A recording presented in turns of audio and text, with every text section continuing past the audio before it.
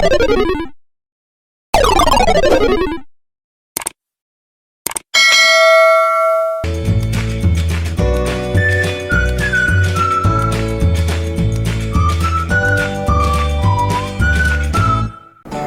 day, everyone! This segment is for grade 8 students who are studying science subject. But of course, for everyone who is willing and interested to learn is welcome to join us. I am teacher Karen from La Filipina National High School, and I welcome you to the third episode of Scientific Journey, only here at Salida La Filipina TV, where you can learn science concept in fun and easy way. Today, we will talk about one of the most relevant questions in science. How do we measure the strength of an earthquake? And how strong is an earthquake? Are you ready to answer these questions? If yes, then please make sure that you have a pen, paper, and self-learning modules with you so you can write all the things that you will learn from today's episode.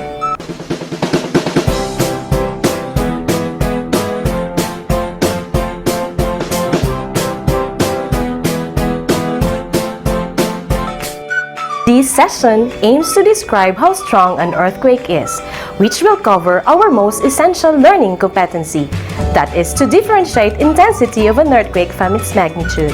Specifically, you will learn the following lesson objectives.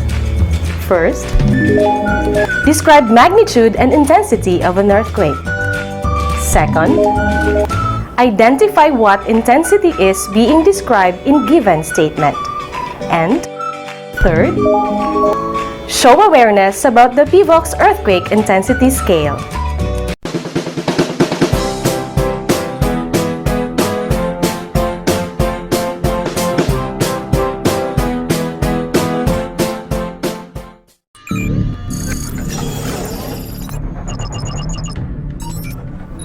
For today's exploration, you will learn about earthquakes based on magnitude, intensity, and the PVOX earthquake intensity scale. I'm excited to explore these concepts with you today. But before we begin our lesson proper, you need to do first the challenge by playing the game entitled Mystery Word. Are you up for the challenge? For this activity, you will need to prepare the following materials: pencil and any pieces of paper. Now that you have prepared the materials needed, these are the rules of the game. I will give you 3 hints, which can be a word or a phrase. There will be 5 levels that we need to encounter in order to finish the game. For every level, I will show you the mystery word with some missing letters. You will need to write the correct word in a piece of paper. Every correct answer is equivalent to 5 points. You need 25 points to pass the challenge, and you only have 5 seconds to write the correct word. Are you now ready, grade 8 students? Let's play the Mystery Word Challenge. Level 1. Here are the hints. Location, above the focus, earthquake. What is the mystery word?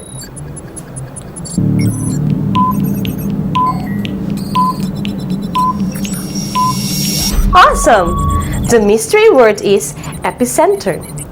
The epicenter is the part of the Earth's surface directly above the focus of an earthquake. Level 2. Here are the hints. Instrument, detect and measure intensity, record earthquake. What is the mystery word?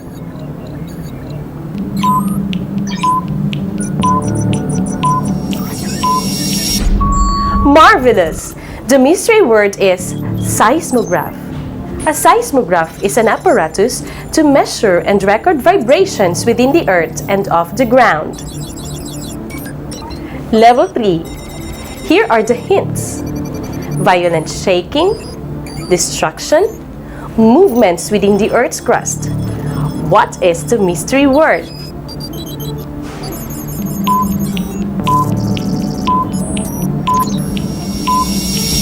Incredible!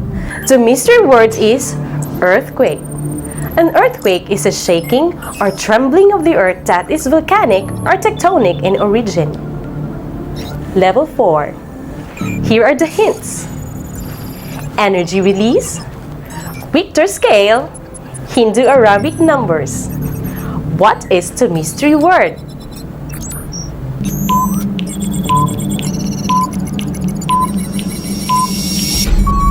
Amazing! The mystery word is magnitude.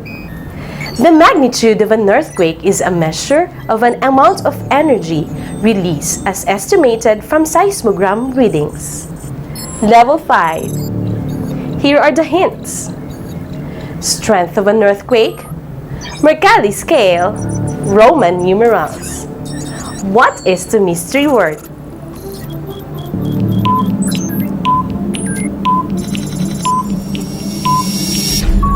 Great! The mystery word is intensity. The intensity refers to the strength of an earthquake as perceived and felt by people in a certain locality. All right! We have gathered 25 points, and that means we passed the challenge. Good job! How many words do you recall correctly? I'm happy to know that you can still recall important scientific terms which you have learned from your previous level. Come on, students, let us study together.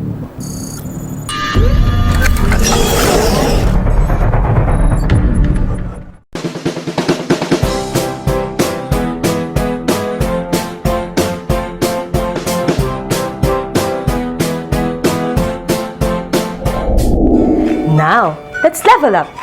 Please open your self-learning module to page 4, module 2. Now look at the picture on the screen. What can you say about it? Certainly, a strong earthquake happened in that place. But how strong is an earthquake? This will be answered as we go along with our lesson in this module.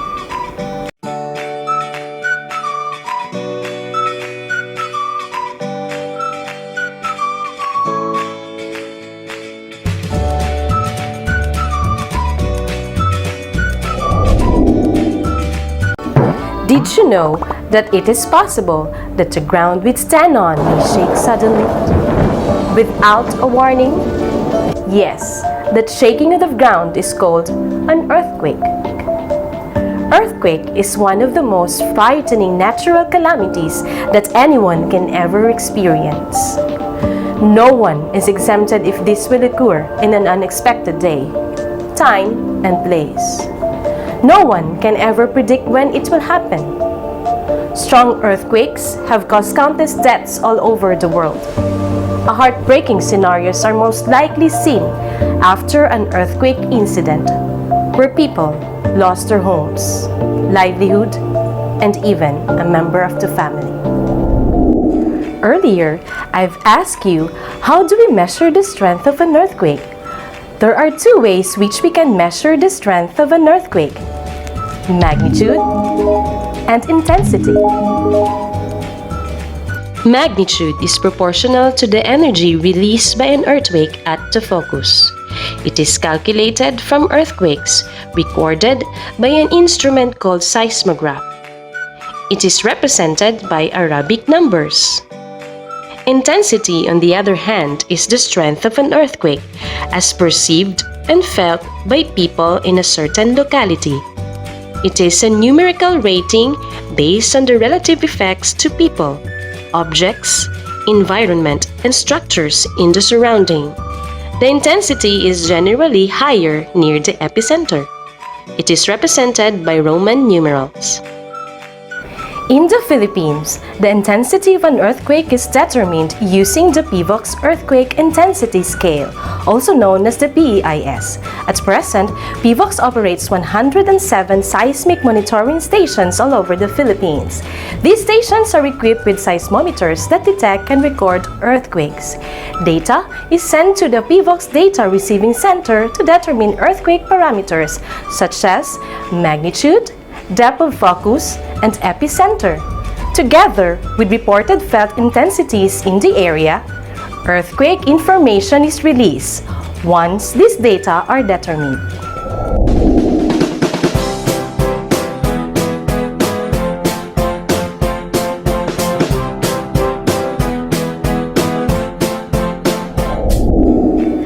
How's the learning exploration so far, students? Always remember to take note of the important information in a piece of paper. By taking notes, you can easily remember what you learned from the lesson. Got it? Way to go! To understand more about our lesson, I will show you a video clip about the PIVOX earthquake intensity scale. And after our short discussion, you will identify what intensity is being described from a given question or statement. How strong is the earthquake? Intensity 1. Scarcely perceptible. Perceptible to people only under favorable circumstances. Delicately balanced objects are disturbed slightly. Still water in containers oscillates slowly. Intensity 2. Slightly felt. Felt by few individuals at rest indoors. Hanging objects swing slightly. Still water in containers oscillates noticeably. Intensity 3. Weak. Felt by many people indoors, especially in upper floors of buildings. Vibration is felt like the passing of a light truck. Dizziness and nausea are experienced by some people. Hanging objects swing moderately. Still water in containers oscillate moderately. Intensity 4. Moderately strong. Felt generally by people indoors and by some people outdoors. Light sleepers are awakened. Vibration is felt like the passing of a heavy truck. Hanging objects swing considerably. Dinner plates, glasses, windows, and doors rattle. Floors and walls of wood-framed buildings creak. Standing motor cars may rock slightly. Liquids in containers are slightly disturbed. Water in containers oscillates strongly. Rumbling sound may sometimes be heard. Intensity 5. Strong. Generally felt by most people indoors and outdoors. Many sleeping people are awakened. Some are frightened. Some run outdoors. Strong shaking and rocking felt throughout any building. Hanging objects swing violently. Dining utensils clatter and clink. Some are broken. Small, light, unstable objects may fall or overturn. Liquid spills from filled open containers. Standing vehicles rock noticeably. Shaking of leaves and twigs are noticeable. Intensity 6. Very strong.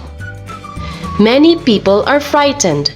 Many run outdoors. Some people lose their balance. Motorists felt like driving with flat tires. Heavy objects or furniture move or may be shifted. Small church bells may ring. Wall plaster may crack. Very old or poorly built houses and man-made structures are slightly damaged, although well-built structures are not affected.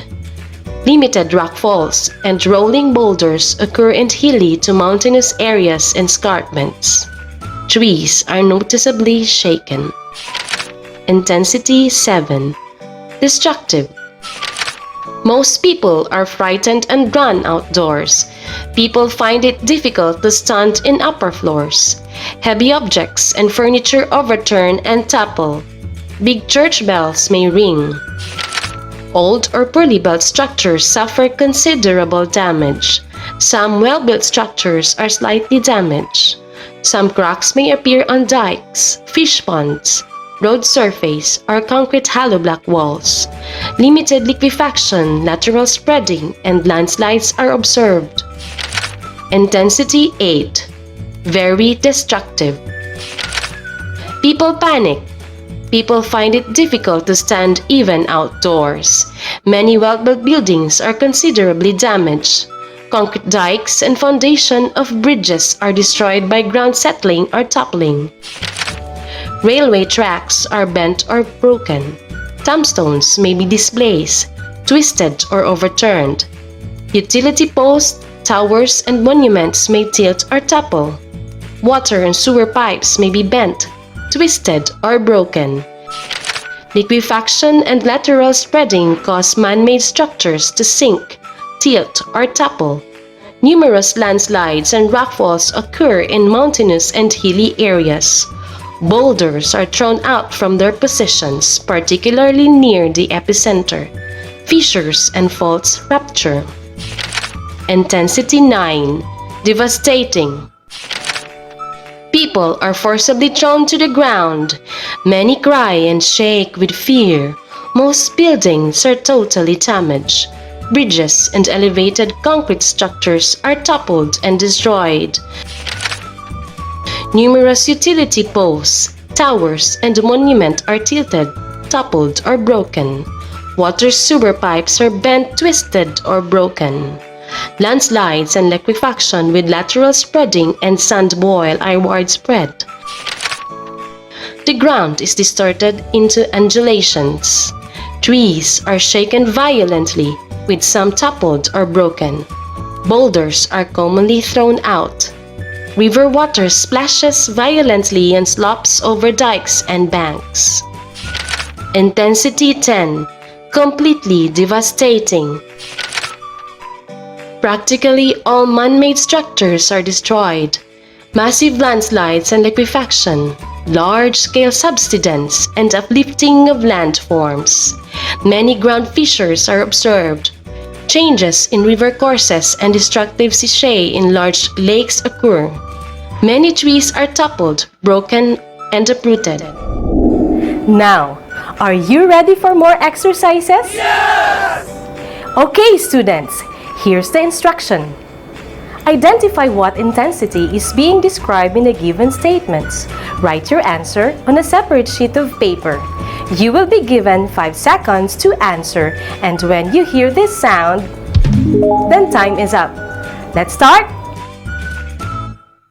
Number 1. What intensity is completely devastating? Your time starts now.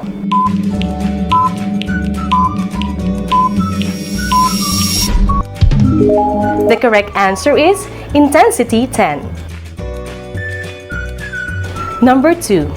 What intensity of an earthquake can make light sleepers awakened and vibration is felt like a passing of a heavy truck?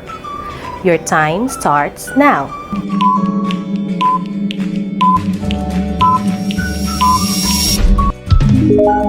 The correct answer is intensity 3.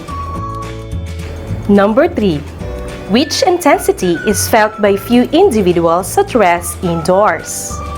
Your time starts now.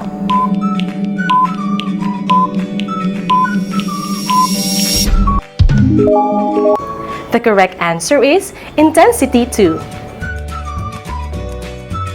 Number 4. In this intensity, people are forcibly thrown to ground and many cry and shake with fear.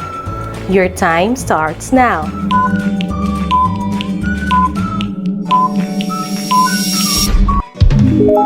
The correct answer is intensity 9.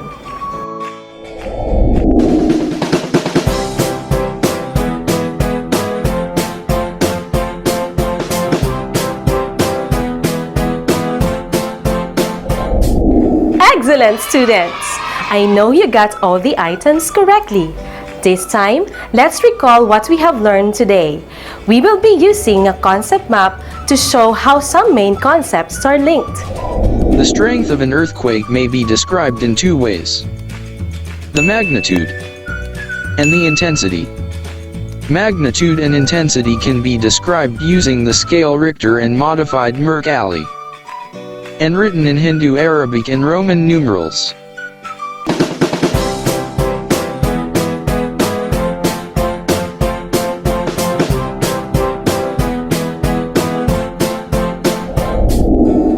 Are you still with me, students? Yes! Let's assess your learning today. This time, let us take a short moment to reflect on this video about the earthquakes.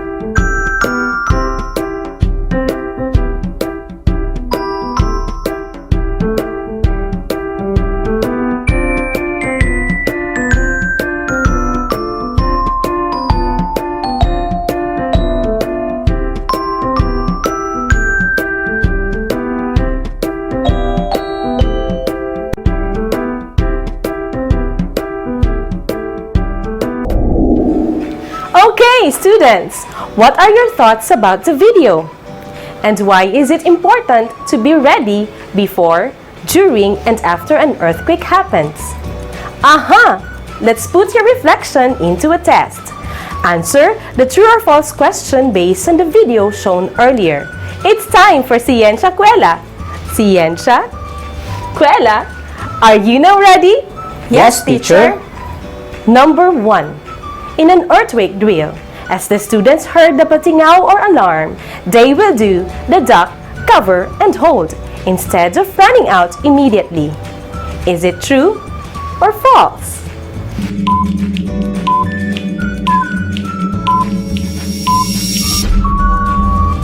The correct answer is true. Yes, it's true. Because the duck, cover, and hold is one of the safety measures on how to protect oneself from falling objects or any debris. Number 2. After shaking, when you're with the crowd on stair, going to the ground, it is safe to run to get easily out of the building. Is it true or false?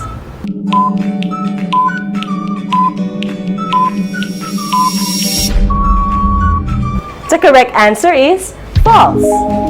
The statement is false because running causes accident. Number 3. When you're at the evacuation area, don't stay near or go back to the building. Wait until you are told to do so. Is it true or false?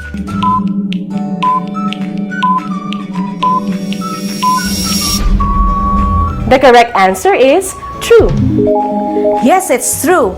Always listen for instructions to be safe from falling debris. Number 4. After an earthquake, it is necessary to do head counting. Is it true or false?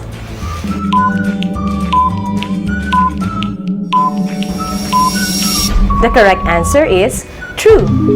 The statement is correct because it's important to check the number or identify the missing person. Number 5.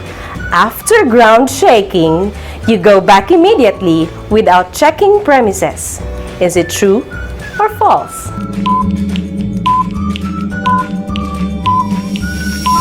The correct answer is false. The statement is incorrect because you should wait to persons in authority to declare that the premises are checked and safe.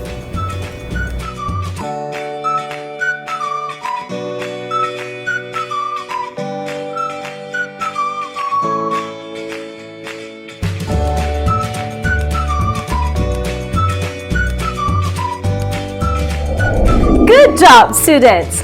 Hope that you have learned something new today. Thank you so much for joining me, and please make sure to be with us in the next episode only here at Salida La Filipina TV in collaboration with DepEd TV. Tara na! Again, this is Teacher Karen saying, preparedness is the only way we can combat a natural disaster.